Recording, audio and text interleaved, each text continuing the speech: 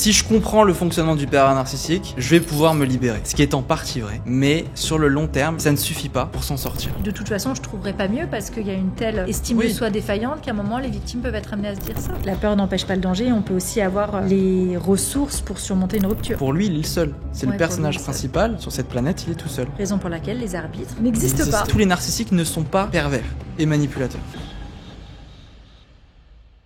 Bonjour à tous, je suis ravie de vous retrouver pour une nouvelle vidéo aujourd'hui en présence de Steven Clément. Bonjour Steven. Salut Héloïse. Comment vas-tu? Très bien et toi? Très bien, merci. Je suis ravie de te retrouver aujourd'hui pour une nouvelle vidéo qui, je pense, va intéresser de nombreuses victimes. Le sujet qu'on a choisi ensemble aujourd'hui avant cet entretien est « Victime d'un PN, comment sortir de l'obsession ?» Oui, on a l'impression, toi et moi, que finalement, les victimes ont du mal à sortir de leur tête le PN, alors que finalement, une histoire normale, une histoire passée avec un homme, une femme, ou peu importe le genre, finalement, on a l'impression qu'on n'en parle plus. Pourquoi les PN, les victimes de PN, pensent encore autant à ces hommes, à ces femmes, et pourquoi à tel point qu'aujourd'hui, finalement, on parle de l'obsession des victimes pour les PN. Je te propose, Steven, de faire deux parties. Tu sais que je suis juridique et carrée dans ma manière de fonctionner, donc je propose deux parties, à nos abonnés. Première question, pourquoi les victimes s'enferment-elles dans l'obsession ? Et deuxième question qui nous intéressera probablement plus, c'est comment sortir de l'obsession pour le pervers narcissique. Donc, première partie, pourquoi les victimes s'enferment-elles dans l'obsession ? Est-ce que tu veux suggérer un premier élément de réponse, Steven ? Alors, je crois que l'obsession, ça part déjà d'une volonté de vouloir comprendre. Une pensée qui revient souvent, que je remarque en séance de coaching, c'est « si je comprends le fonctionnement du pervers narcissique, je vais pouvoir me libérer ». Ce qui est en partie vrai. Mais sur le long terme, je vois une chose importante, c'est que ça ne suffit pas pour s'en sortir. Et je remarque du coup cette spirale infernale où plus on veut comprendre, moins on comprend. Et plus on est en obsession. D'accord, parce qu'en fait, quand on est dans l'obsession, ce que tu es en train de dire, c'est finalement qu'on ne comprend plus quand on est dans l'obsession. On n'est plus dans l'analyse. Exactement. Et je crois qu'il y a des choses qu'on ne pourra jamais comprendre chez le pervers narcissique. Parce que c'est un fonctionnement qui nous paraît quand même assez irrationnel. Et parce que ce n'est pas de simples questions sur le fonctionnement du pervers narcissique, mais souvent les victimes se posent des questions sur elles-mêmes. Il a fait ça, donc j'ai un problème. Et quel est mon problème ? Donc on part du fonctionnement du pervers narcissique, on revient sur nous, on ne comprend pas, on revient sur le pervers, on revient sur nous, obsession. En fait, ce que tu es en train de me dire, si je comprends bien, c'est que l'obsession, elle vient d'une quête inépuisable de compréhension du fonctionnement du pervers narcissique. Sauf qu'il y a des choses, à un moment, il faut accepter qu'on a expliqué la base du fonctionnement et que ça ne sert à rien de continuer à chercher à comprendre, puisqu'il n'y a rien d'autre à comprendre. Sauf que c'est tellement dur d'intégrer les comportements malsains du pervers narcissique qu'on veut quand même essayer de comprendre en se disant « c'est pas possible ». Ouais. C'est ça que tu es en train de me dire. C'est pas possible. Déjà, on n'a pas l'habitude de rencontrer des individus pervers narcissiques. Quand on tombe sur un pervers narcissique, c'est sûr que ça nous paraît à 10 000 années-lumière de ce qu'on est nous, à la base. Oui. Déjà, il y a un choc pour la victime. C'est normal de vouloir comprendre. Maintenant, il y a des choses et des questions qui reviennent chez la victime.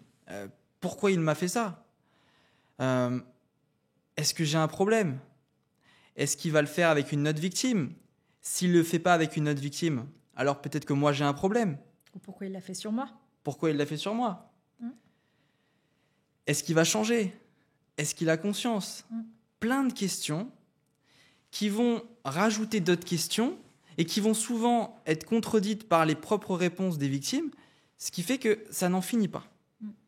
En fait, ce que tu es en train de me dire, c'est que finalement, le travail du deuil des victimes de pervers narcissiques n'est pas terminé. Parce que les étapes classiques du deuil, je crois que c'est en premier le déni, puis la colère, puis après tu as le stade transactionnel et enfin l'acceptation. Mais en fait, tu ne sors pas. Là, tu es encore quasiment entre la colère et le stade transactionnel. Ouais. C'est ça. Je crois que la volonté de comprendre chez la victime, c'est aussi le fait de tenter de contrôler les choses. Ouais. Je veux comprendre, donc je contrôle la situation malgré tout. Et je ne suis pas victime. Ouais. Mais plus je comprends, plus j'ai pas le contrôle. Plus je cherche à comprendre, moins j'ai de contrôle sur la situation. Bah oui, puisqu'en fait, il n'y a plus rien à comprendre à un moment. Exactement. Donc c'est un puits sans fond. Ouais. C'est ce que tu es en train de me dire. Je comprends très bien. Et puis, l'obsession aussi, il faut se mettre, je pense, en empathie vis-à-vis des victimes. L'obsession des victimes pour le pervers narcissique, elle vient aussi du fait qu'elles ne vont parfois pas obtenir réparation en justice. Parfois, elles vont l'obtenir, bien entendu, si elles ont été suffisamment smart pour avoir des preuves, mais quand il n'y a pas un conseil d'avocat ou une conscience des violences conjugales et du contrôle coercitif, eh bien, à ce moment-là, elles n'ont pas forcément eu les réflexes pour aller rassembler des preuves. Et à ce moment-là, si elles n'ont pas de preuves, elles ont un sentiment d'injustice qui est encore plus renforcé. Elles ont besoin d'avoir cette reconnaissance, et tant qu'elles ne comprendront pas que parfois, malheureusement, la reconnaissance du statut de victime, elle vient que d'elle-même et peut-être d'un entourage et d'un suivi thérapeutique, eh bien, dans ces cas-là, elles n'avancent pas. Ouais. Et le jeu pervers qui se joue dans la relation, le pervers narcissique donne le moins de détails possible sur sa nature. Il est incapable d'être vulnérable avec la victime. Il ne veut pas l'être. Ce qui fait que la victime attend des réponses de sa part. Un individu classique, sécure, normalement constitué, il va expliquer à la personne en face, voilà, je t'ai fait ça, je suis désolé, j'ai réagi comme ça parce que... Il explique. Le pervers narcissique ne va pas se remettre en question. Oui, et donc elles n'ont pas leur réponse. Donc, et ça les empêche d'autant plus de comprendre, d'où l'obsession. Voilà, il n'y a pas de réponse. Et il y a aussi le comportement ambivalent du pervers narcissique, le chaud-froid. Ouais. Un jour, il est sympathique, et le lendemain, c'est un autre visage. Ouais. L'espoir chez la victime renaît. Et si finalement, il n'était pas pervers? Et puis elles ont envie d'y croire. Elles ont envie d'y croire. Autant d'enfants, des mariages, et oui. Toute une vie qui a été construite pendant des années. Et l'autre difficulté, et là on est en train déjà d'en parler de manière indirecte, c'est que l'obsession des victimes pour le pervers narcissique, elle vient également du fait que le traumatisme est constamment revécu. C'est-à-dire que tu sais comme moi que la question du stress post-traumatique est ainsi qualifiée à partir de 4 semaines, d'un délai de 4 semaines quand tu revis encore le traumatisme. Et c'est ce que tu m'expliquais, c'est que finalement, si j'ai bien compris, tu as une différence entre la mémoire longue et la mémoire courte. Et quand l'événement est encore dans la mémoire courte, la mémoire vive, eh bien dans ces cas-là, tu es en stress post-traumatique parce que tu le vis constamment. Oui. Et finalement, les victimes, tant qu'elles sont en stress post-traumatique, eh bien sûr qu'elles sont encore dans ce sentiment en quelque sorte d'obsession, puisqu'elles doivent le régler, ce stress post-traumatique. Quand à chaque fois qu'elles sortent, les victimes ont des rappels de ce qu'elles ont vécu. Des réminiscences. Des réminiscences, et bien entendu que cette obsession, elle demeure. Qu'est-ce que tu en penses? Ah oui, clairement. Et puis, donc, le trauma, je vis un trauma. Si je suis dans un climat sécure, le trauma va se ranger dans la mémoire à long terme. Tout va bien. Mais en étant avec le pervers narcissique, les comportements toxiques de violence sont répétés en permanence. Ce qui fait qu'on va avoir, au bout de 4 semaines, le stress post-traumatique. Le trauma se range dans la mémoire à court terme. Donc pour le cerveau, c'est comme si c'était toujours en permanence présent. Et elle a beau partir, il y aura des réminiscences.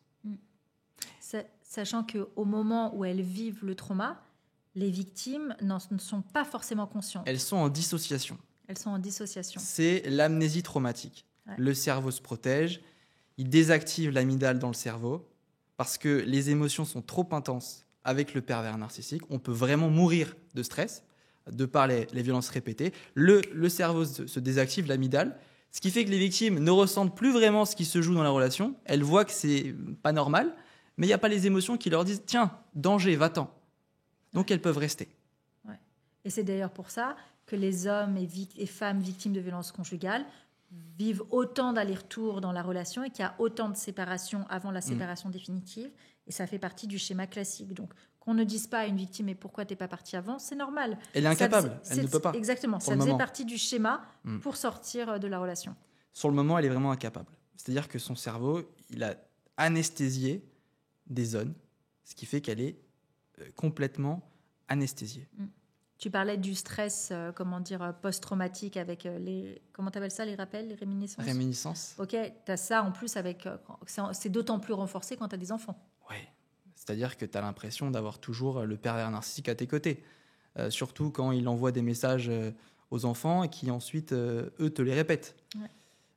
Tu as l'impression d'y retourner. C'est réactivé tout le temps. Toujours. Ok, et justement, quand tu as ce stress post-traumatique... qui est activée de manière quotidienne ou tout au moins régulière. Qu'est-ce que tu conseilles aux victimes que tu rencontres ?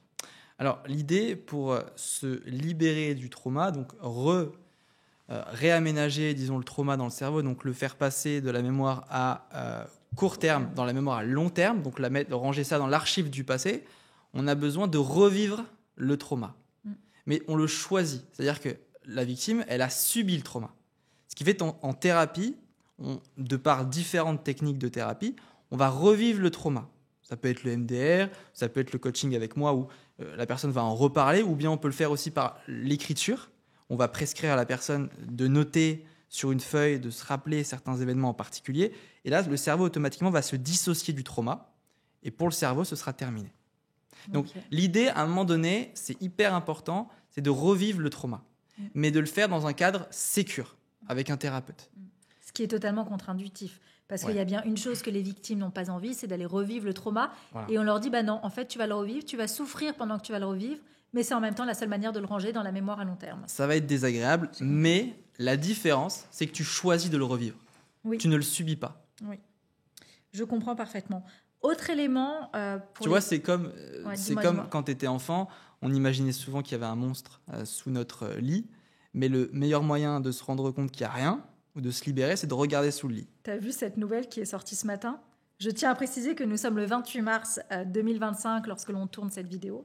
Et que ce matin, j'ai lu dans le journal qu'il y a une babysitter qui, lorsqu'elle couchait un enfant, pour le rassurer, lui a dit « Mais t'inquiète pas, il n'y a personne sous le lit. » Elle allait voir sous le lit, il y avait quelqu'un. Du coup, là, ce que je viens de dire... Là. Mais globalement, il n'y a personne sous le lit. Hein. En général, il n'y a personne. Ça m'a fait beaucoup rire de voir ça. Rire, de manière ironique, bien sûr. Ok. L'une des raisons également pour lesquelles les victimes s'enferment aujourd'hui dans un sentiment d'obsession, je pense, c'est elles ont honte de ne pas avoir vu les violences psychologiques qu'elles subissaient.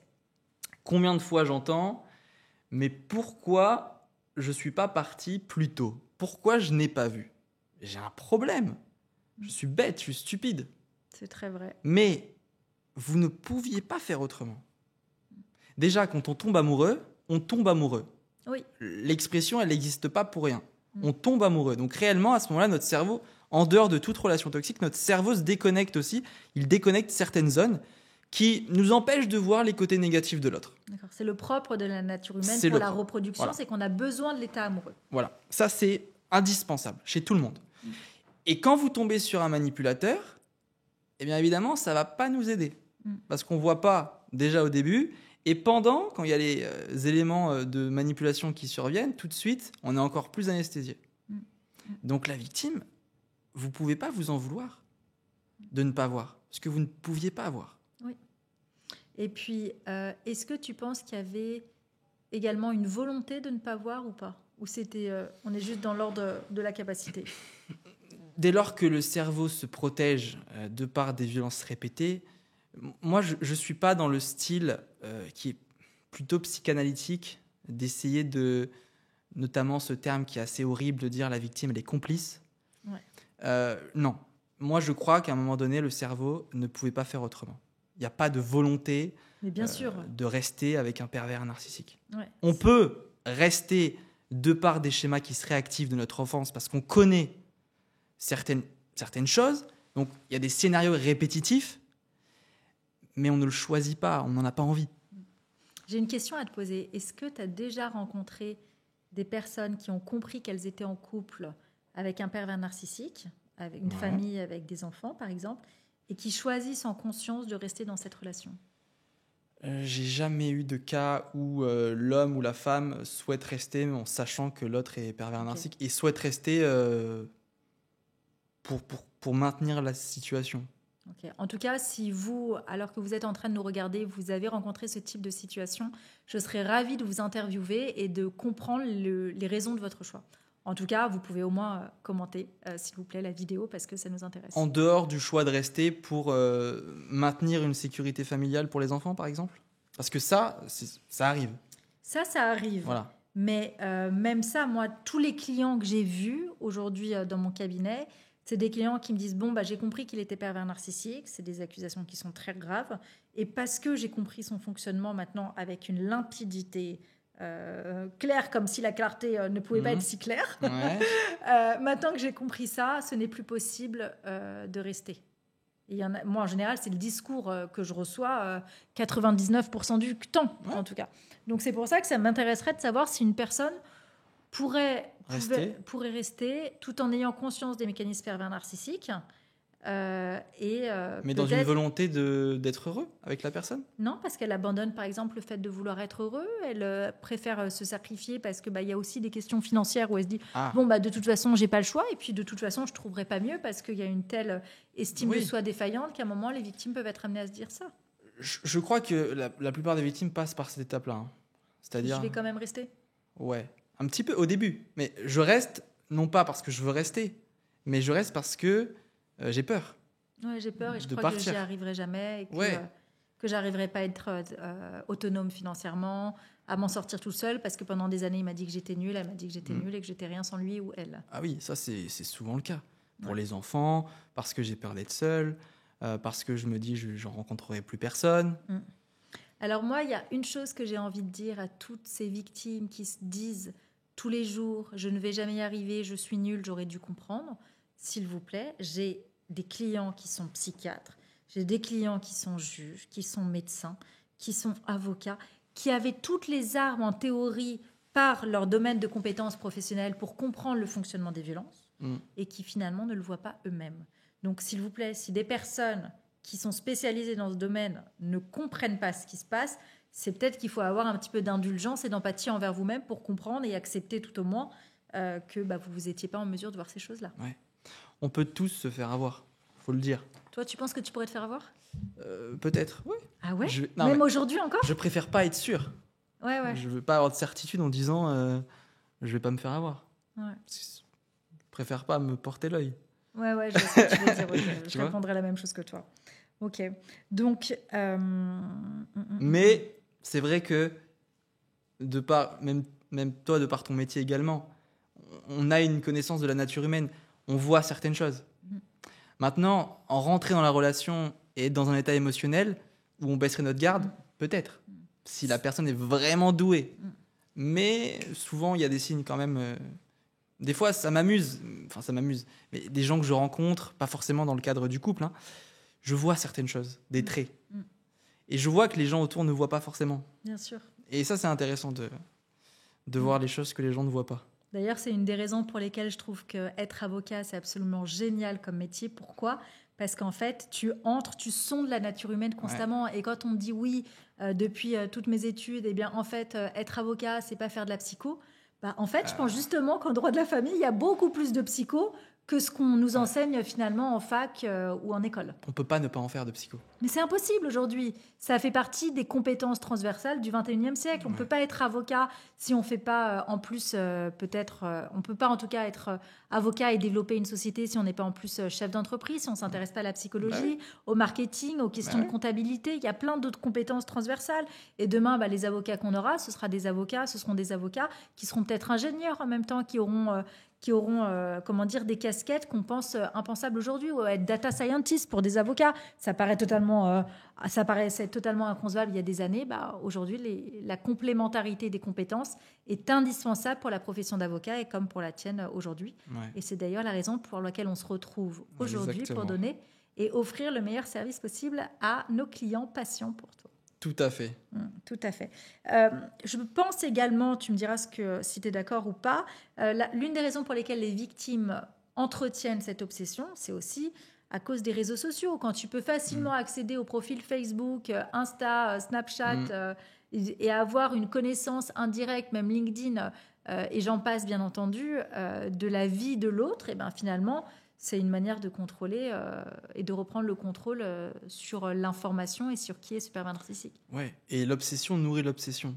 Plus je regarde le réseau social de mon ex, pervers ou perverse narcissique, plus je deviens obsessionnel encore davantage. Ah bon ? C'est un cercle vicieux. D'accord, ok. C'est-à-dire que moi, de par aussi les techniques de thérapie systémique que j'utilise, si je vois une personne qui est assez obsessionnelle, qui regarde souvent le compte Insta ou Facebook de son ex pervers, je ne vais pas lui dire d'arrêter. Ah bon ? Parce que c'est ce que les gens font tous. Tous les gens, leurs amis, mais arrête de regarder, ça fonctionne pas. Plus on va dire arrête de faire quelque chose à quelqu'un, plus la personne va renforcer et le faire. Donc moi, je vais jamais dire à quelqu'un d'arrêter quand je vois que c'est vraiment obsessionnel. Je vais lui dire au contraire, ok, je pense qu'aujourd'hui t'es pas capable d'arrêter.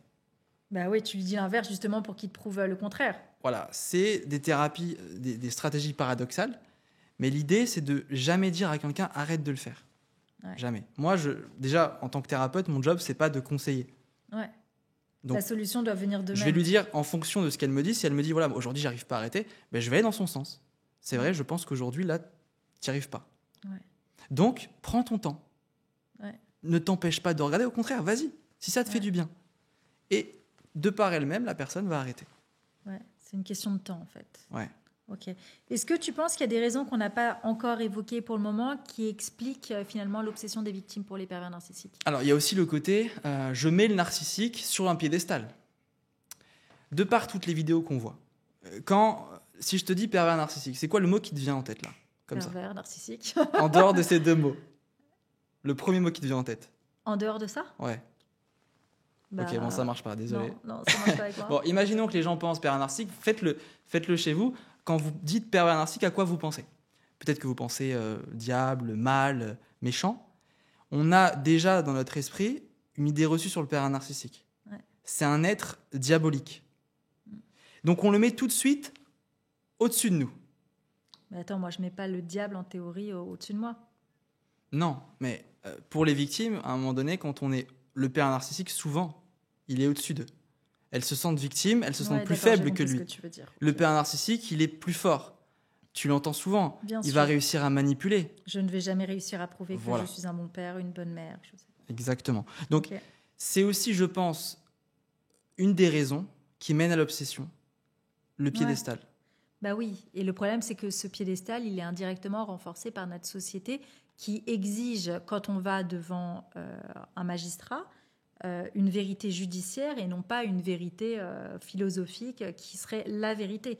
À partir du moment où seules les preuves comptent quand on va devant un tribunal, bien entendu qu'on va le mettre sur un piédestal dans la mesure où son agenda fait qu'il a déjà préparé toutes les preuves et anticipé la préparation de son dossier.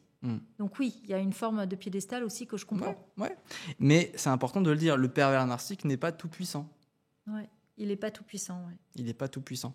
Et je le vois, souvent je l'entends. Les personnes le voient comme tout puissant. Ouais. Ce qui fait qu'inconsciemment, la personne, sans s'en rendre compte, elle se met en dessous. Ouais. Et si elle se met en dessous, cette posture, elle a des répercussions partout. Ouais, c'est en fait, elle a des répercussions, notamment quand les victimes viennent me voir en disant « mais on ne va jamais y arriver, je peux obtenir… » Et quand je leur dis bah, « vous pouvez obtenir ça, ça, ça », parfois ils me disent « ah oui, c'est bon, c'est vrai ». C'est possible, mais je crois, il m'a dit, le pervers narcissique m'a dit que j'allais tout perdre, que je n'obtiendrais pas la maison, que je n'obtiendrais pas la résidence, que je n'aurais pas la garde. Ben non, en fait, il vous a dit n'importe quoi. Et ça, c'est vrai que c'est quelque chose que je rencontre fréquemment. Le but du pervers narcissique, c'est aussi de vous faire croire qu'il est invincible. Ouais. Parce que lui, il veut se convaincre en permanence, dans son esprit, qu'il est invincible. C'est son script intérieur. C'est le schéma de droit et grandeur. Je suis au-dessus de tout le monde, je suis le boss. Ouais. Personne peut m'attaquer, je vais gagner. Et le pervers narcissique, de par ses croyances, veut à un moment donné les expulser chez la victime. Il a envie que la victime pense également qu'il est tout puissant. Ouais, bien sûr. Mais il n'est pas tout puissant. Le pervers narcissique, il a très peur. Il ne vous le dira pas, mais il a très peur. Parce que tous les humains ont peur. Oui, et puis il a très peur lui aussi pour son image. Ça, c'est quelque chose de très facile sur lequel l'attaquer. Ouais. Et ce qu'on a dit tout à l'heure dans la précédente vidéo, il y a le schéma d'imperfection chez le pervers narcissique qui est très fort. Ouais. Énormément. Il n'attaquerait pas autant s'il était à l'aise avec sa propre image. Ah bah bien sûr. S'il avait confiance en lui, il saurait très bien qu'il n'a pas besoin du regard des autres et du jugement des autres pour exister. Pour exister. Ouais, j'ai compris ce que tu veux dire. Très intéressant. Ok. Et d'ailleurs, il y a une phrase à laquelle je pense, c'est toi qui m'y a fait penser. Si on veut résumer de manière générale le comportement du pervers narcissique, je dirais que c'est quelqu'un qui, si on l'imagine jouer au foot, eh bien, ne va pas jouer avec un arbitre et des règles classiques, mais selon ses propres règles, peu importe qu'il y ait un arbitre ou non. Et ça, c'est une très bonne image, à mon sens, à utiliser pour faire comprendre aux victimes ce qu'elles vont vivre dans l'hypothèse d'une relation de couple ou dans l'hypothèse d'un procès. Ouais, parce qu'en permanence, le pervers narcissique se sent tout seul. Pour lui, il est le seul. C'est le Ouais, personnage pour lui, le seul. principal.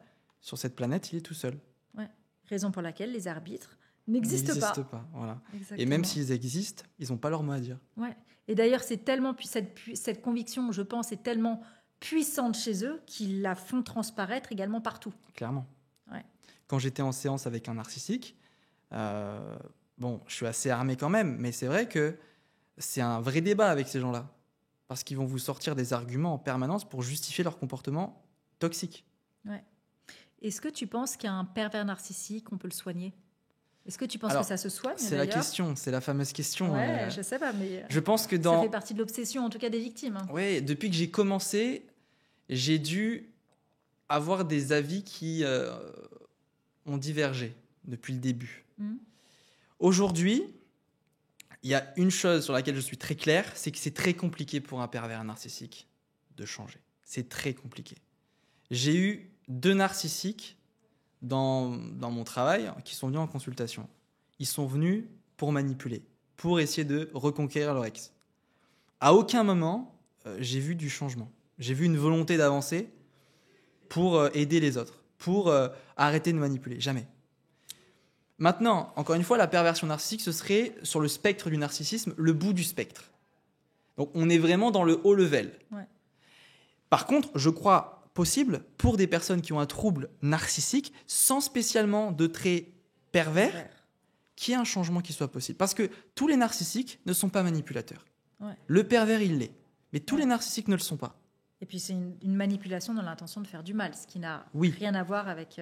Il y a une intention de faire du mal. Parfois, il n'y a pas l'intention, mais ils font du mal. C'est-à-dire que parfois, il y a des pervers narcissiques qui font du mal, mais qui ne sont pas forcément dans une volonté de jouir.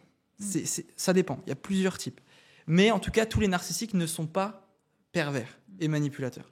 Il y a quelque chose que je ne comprends pas, c'est quand tu reçois des clients, des couples, par exemple, dans ton cabinet, et ils savent très bien que ta casquette, c'est pervers narcissique. Comment dire, la personne qui se pense potentiellement pervers narcissique accepte cet accompagnement ou... Dans un cas que j'ai pu évoquer tout à l'heure, l'homme en question, alors il n'était pas, lui, au final, pervers narcissique, mais sa femme, qui était, elle, au contraire, davantage de traits pervers narcissiques, selon moi, elle lui avait caché que j'étais spécialisé là-dedans. Ah, c'est pas vrai. Donc il pensait voir un coach classique. Un coach de couple, en fait. Ouais, un coach de couple, tout simplement. Okay, d'accord. Mais sinon, les 2 narcissiques que j'ai eus, eux, ils étaient au courant. Ils étaient au Mais courant ils sont venus parce que là, leur compagne avait mis fin à la relation. Donc ils sont venus parce que dans la relation, un jour, elle leur a dit « Tiens, va voir Steven Clément, il est spécialisé dans la perversion narcissique. Si tu vas pas le voir, je te quitte. » Il n'y a pas été, ils n'y ont pas été. Elles ont quitté ces hommes-là en question et ils sont venus me voir. Et donc ces femmes avaient raison sur le fait que c'était... Ah oui, clairement. Ok, d'accord. Clairement. Et d'ailleurs, une des femmes était psychologue.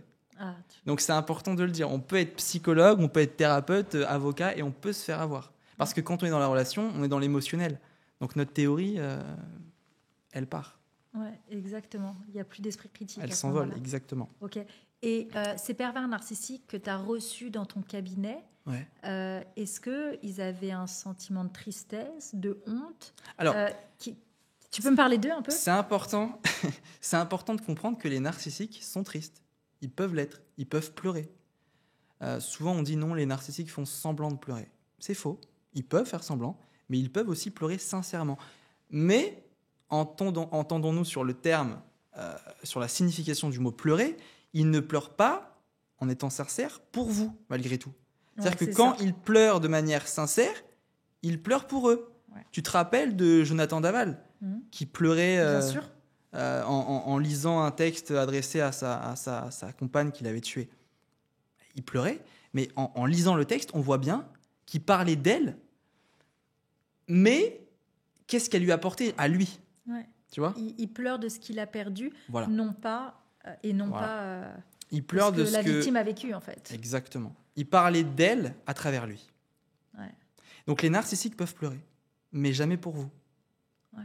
Moi, le dernier narcissique que j'ai eu, il pleurait en séance. Vraiment, c'était Calimero. Ouais. Mais quand je m'intéressais un petit peu à sa tristesse, je voyais bien qu'il pleurait pas pour elle. Ouais. c'est mon âme sœur, qu'est-ce que je vais faire sans elle? Elle m'a apporté ci, elle m'a apporté ça. Mais pas, à un moment donné, je lui disais, mais qu'est-ce que t'aimes chez elle? Il parlait que de lui à travers elle. Et quand tu reçois du coup ces pervers narcissiques, en général, c'est toi qui mets un terme à l'accompagnement ou tu leur... Comment ça se passe en fait? Le dernier m'a pas payé. Tu te fais pas payer avant, toi? Alors si, la première fois, il a tout payé d'avance, le pack de coaching, et la deuxième fois, il a dit, bon vas-y, on recommence. On en a fait 2. Il a dit, je te recontacte, il ne veut pas repayer.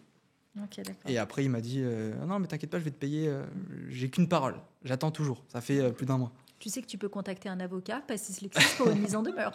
Exactement. N'hésite pas. Ok, d'accord, très bien. Bon, je pense qu'on a fait le tour sur les raisons pour lesquelles les victimes s'enferment dans l'obsession pour le pervers narcissique. Je te propose désormais de parler de la question qui les intéresse également vraiment, c'est comment sortir de cette obsession. D'accord? Alors, je pense que tu vas avoir quelque chose de contre-intuitif à nous dire directement, c'est qu'en fait, les victimes, elles ont envie de sortir de l'obsession et pour cela, elles veulent arrêter d'y penser. Est-ce que tu penses que c'est le bon schéma à adopter? Non, c'est Merci. pas le bon schéma, parce que ça relève d'une stratégie d'évitement. Ouais. Même c'est comme les phobies. J'ai la peur des prises de sang, la tentative classique, je regarde pas. Mais plus je ne regarde pas, plus j'évite, et donc plus je renforce la croyance que j'arriverai jamais à supporter les prises de sang. D'accord, ok, très bien. Donc à un moment donné, tu dois te confronter. C'est ce qu'on disait pour le trauma. Cesser d'éviter. C'est pour ça que je vais parfois prescrire le roman du trauma. Oui, ou le journal du trauma. Ou le journal du trauma. Où la personne, je vais lui dire pendant 5 jours, 7 jours, tous les jours, tu vas écrire un petit peu des pensées qui te traversent par rapport à ce que tu as vécu. Et d'ailleurs, ce journal du trauma, il pourrait être utilisé par d'autres personnes que des victimes de pervers narcissiques. C'est un fonctionnement classique pour ranger Exactement. une information. Aujourd'hui, de par la stratégie de thérapie brève, on le sait, 95% de réussite il y a en faisant cet exercice. Okay. Et 5%, c'est quand les personnes ne le font pas. Ah bon? C'est-à-dire que c'est assez incroyable et c'est très étudié scientifiquement. Le fait d'écrire, c'est assez magique. Okay. Et moi, je le prescris et au début, j'étais un peu sceptique. J'étais pas fan d'écrire tout ça. Et je l'ai prescrit et j'ai vu au bout d'1 mois, je vois les personnes qui reviennent à la 2e séance. Je comprends pas, ça va bien. Elles arrêtent d'en parler, elles en parlent plus. Et j'ai une autre question à te poser. Est-ce que tu penses que la volonté inconsciente tout au moins d'entretenir l'obsession peut faire que les victimes voudraient ne pas suivre les prescriptions que tu leur donnes? Oui. Ouais. La question, c'est à quoi ça leur sert de ne pas faire l'exercice? Et justement, à entretenir l'obsession et donc à avoir une illusion de contrôle. Et aussi peut-être donner un sens à leur vie. Et peut-être donner un sens à leur vie. Au moins, je ressens pas le vide. J'ai une pensée. Alors qu'il faut passer par ce vide justement pour se reconstruire. Et oui, okay, j'ai compris. C'est souvent ça le cas. Ouais. Ok. Tu dis toujours dans tes vidéos, je t'entends souvent dire la solution c'est le problème. Ça veut dire quoi ça? Tu peux m'en dire plus? La solution c'est le problème. C'est-à-dire les solutions que les victimes vont mettre en place, qu'elles mettent en place depuis plusieurs mois pour essayer de s'en sortir. Par exemple, regarder des vidéos. Ça peut être aussi d'en parler à des amis. Ça peut être de faire des séances le soir de méditation guidée pour arrêter d'y penser. Mais si au bout de 5 mois, 6 mois, en faisant ça, ça ne marche pas, pourquoi on continue de le faire? Donc en gros, tu es en train de me dire que les stratégies qu'elles mettent en place pour sortir de cette obsession ne sont pas les bonnes et c'est la raison pour laquelle la solution, c'est le problème. Voilà, donc ça veut dire ne regardez plus nos vidéos. Non, ça veut dire que c'est indispensable de regarder ces vidéos Évidemment. pendant un temps de votre vie, mais qu'à un moment, il faut savoir passer à autre chose. Voilà. L'idée, c'est indispensable de comprendre. Parce que comprendre, c'est se protéger, c'est s'immuniser. Ouais. Maintenant, si au bout de 3 mois, 4 mois, 5 mois, tu regardes encore des vidéos, peut-être qu'il serait intéressant pour toi de changer de stratégie. Parce que si tu regardes tes vidéos en étant impacté émotionnellement encore, c'est un problème. Tu peux regarder si tu n'es pas impacté. Mais la plupart du temps, les gens sont impactés. Oui, bien sûr. Steven, tu sais, plusieurs fois, tu m'as dit, oui, il faut sortir de la stratégie de persécution pour sortir de l'obsession pour le pervers narcissique. Est-ce que tu peux m'en dire un petit peu plus, s'il te plaît? Le fait de se dire, j'ai eu affaire à un pervers narcissique, il m'a fait du mal, c'est le méchant et moi je suis victime, c'est un schéma qui est linéaire. Je suis dans un modèle gentil-méchant. Et mettre des étiquettes, ça ne suffit pas. Aujourd'hui, on a beau savoir qu'on a été avec un pervers narcissique, que l'autre a été le méchant et nous, la victime dans l'histoire, ça va pas nous aider. Je le vois en séance. On a beau le savoir, ça ne nous aide pas. Ce qui va être intéressant, c'est d'arrêter de toujours essayer de savoir, tiens, en quoi c'est pas bon ce qu'il a fait, en quoi ses comportements sont toxiques. Non, c'est qu'est-ce qui fait qu'on a dansé ensemble. C'est ça le plus important. Qu'est-ce qui fait qu'on a dansé ensemble? Quels sont les schémas que j'ai mis en place, que lui a mis en place, ou qu'elle a mis en place, qui font qu'on a maintenu cette relation? Parce que savoir que c'est un méchant, que je suis un gentil ou une victime, en fait, on s'en fiche. Et une question, est-ce que tu penses que lorsque le pervers narcissique a mis en place ces schémas, il l'a fait de manière consciente ou inconsciente? Ces schémas de danse, comme tu dis. Ah non, les schémas du narcissique, c'est très inconscient. D'accord. Les schémas d'imperfection et de carence affective, c'est très inconscient. Par moments, il a des flashs. Mais s'il avait la même conscience qu'on peut avoir, nous, là, aujourd'hui, en parlant, il s'effondrerait.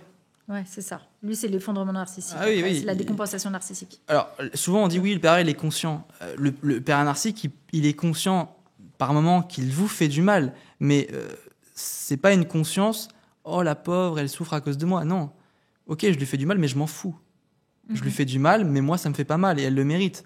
Maintenant, conscience de ses propres comportements, j'attaque l'autre parce que je me déteste, ça non. Il a très peu de conscience. Il peut pas. Par moments, il a des flashs. Ouais. Mais très vite, déni, mécanisme de défense. Ouais. Sinon, c'est pas un pervers narcissique. Bien sûr. Et on a affaire à un manipulateur, par exemple. Ce qui n'est pas du tout le même niveau. C'est ça. Ok.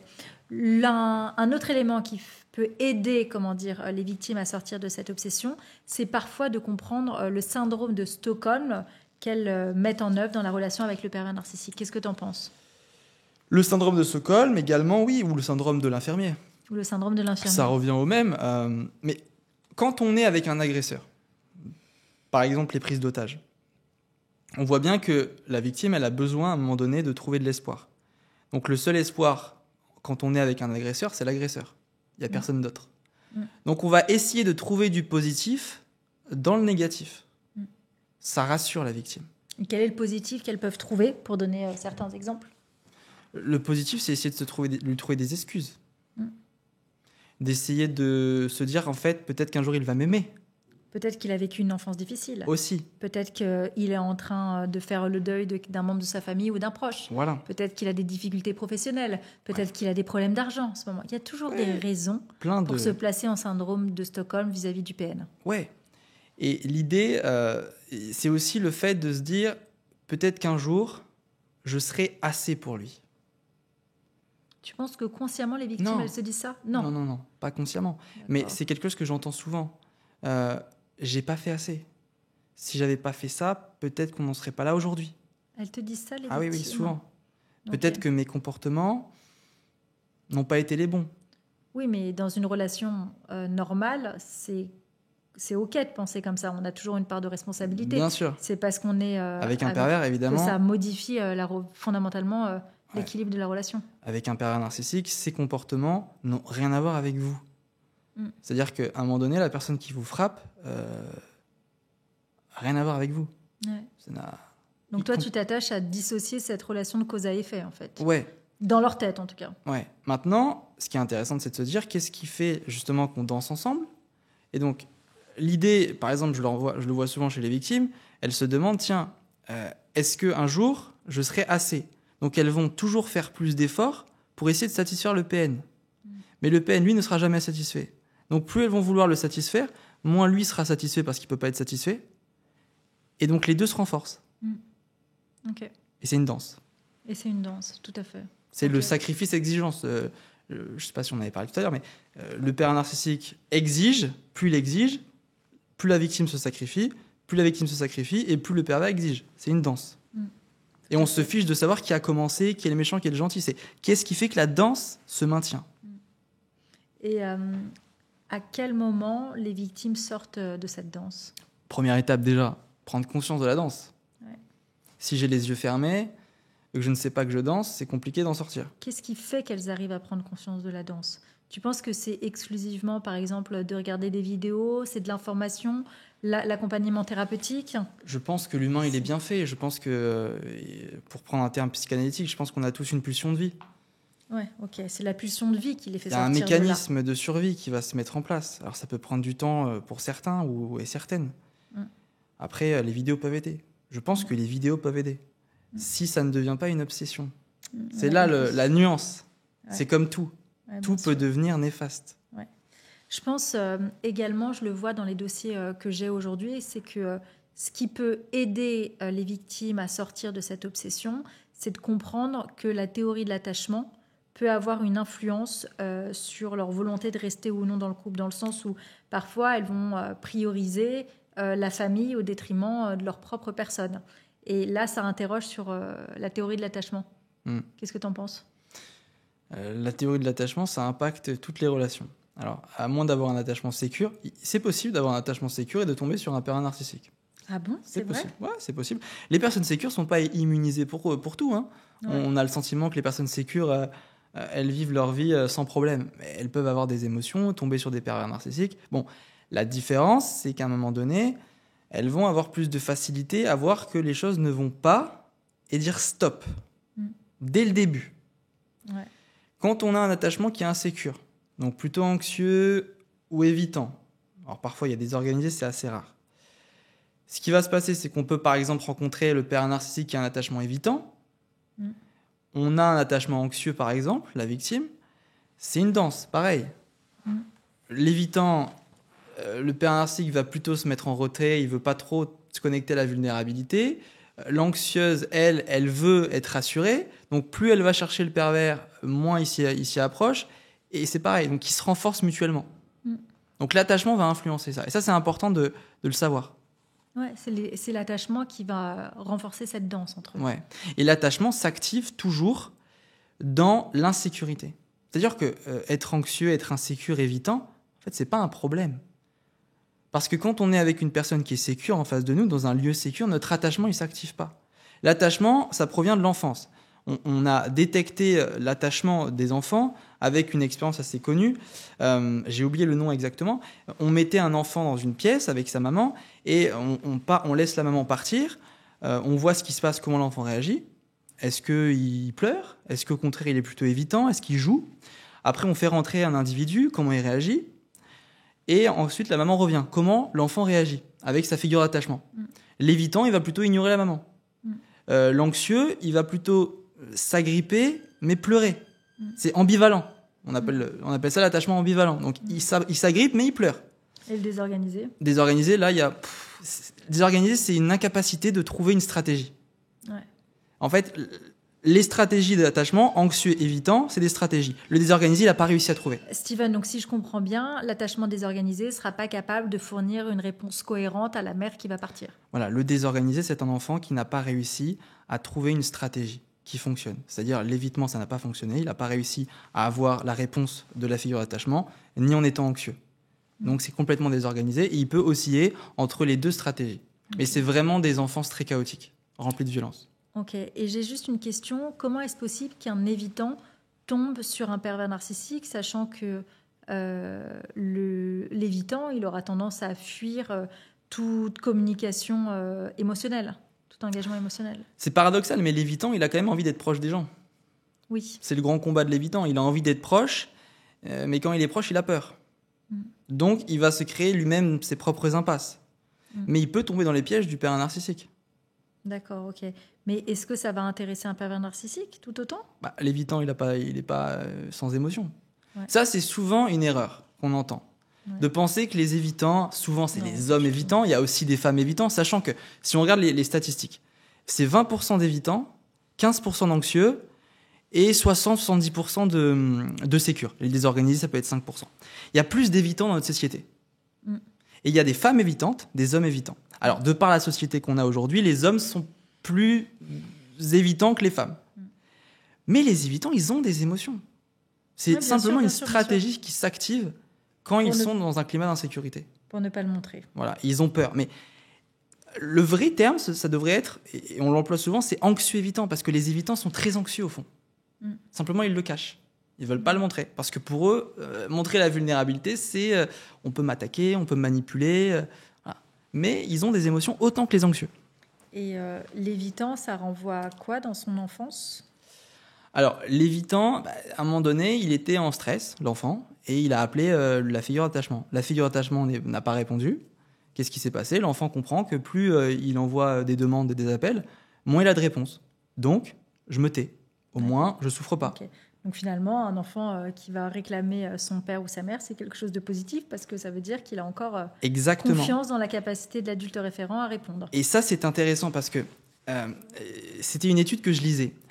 On voit 2 enfants, un qui pleure, par exemple, qui ont vécu un trauma. Je sais pas, ils sont à la plage, il y a une vague, ils ont été renversés tous les 2.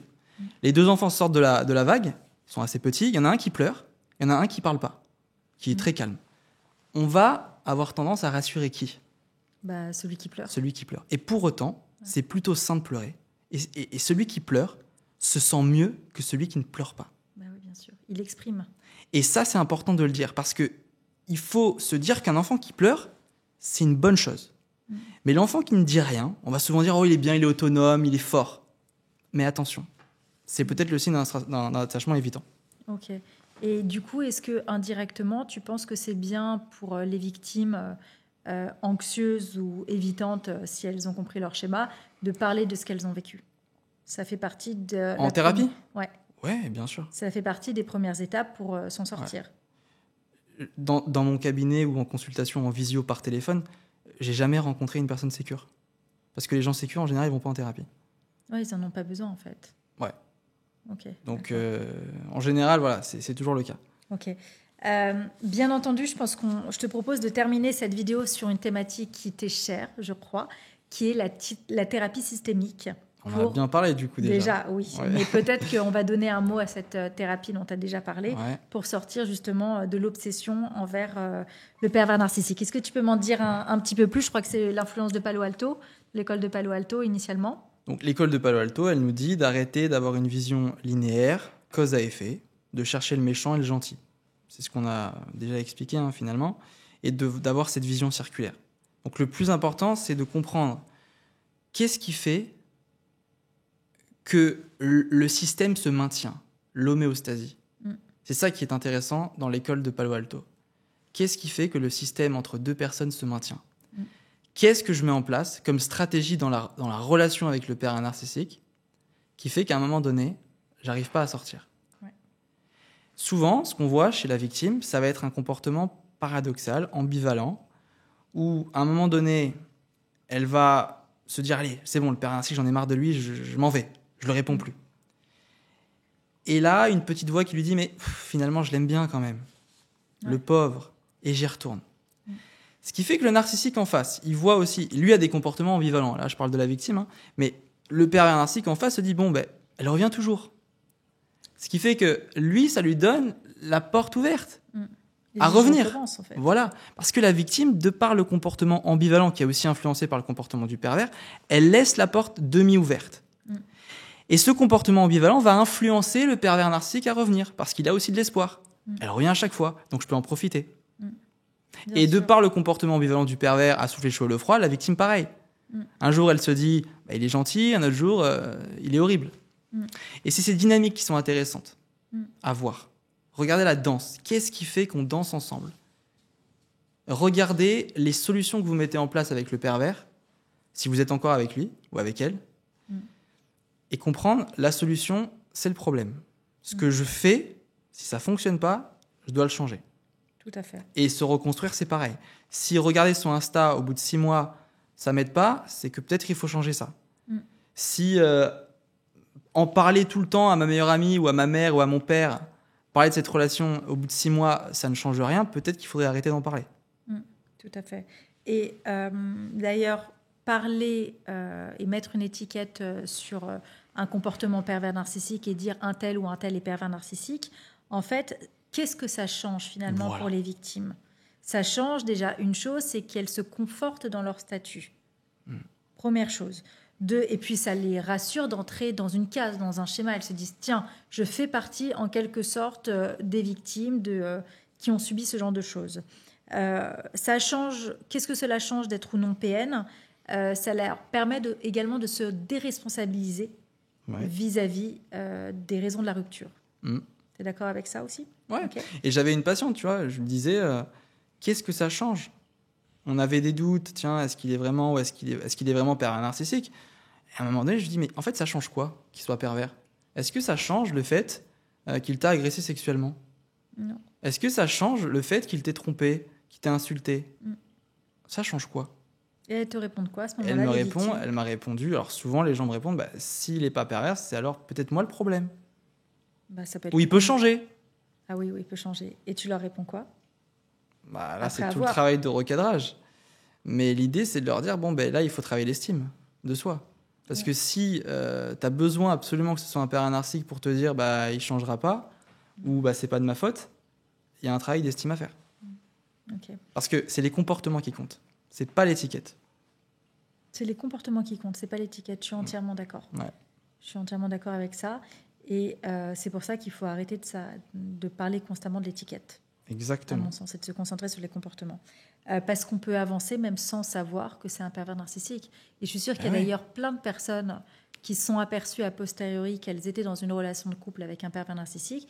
Elles en sont sorties sans mettre une étiquette dessus à ce moment-là. Ouais, et je pense même, tu vois, de par le travail que je fais, que de parler 100 ans avec la victime au téléphone ou au cabinet, passer plusieurs séances à décrypter le pervers narcissique, ça l'aide pas. C'est ce que je remarque. Plus on va parler du pervers narcissique, moins la personne elle avance. D'accord. Et je crois que le fait de se mettre des étiquettes, c'est plus difficile de s'en sortir.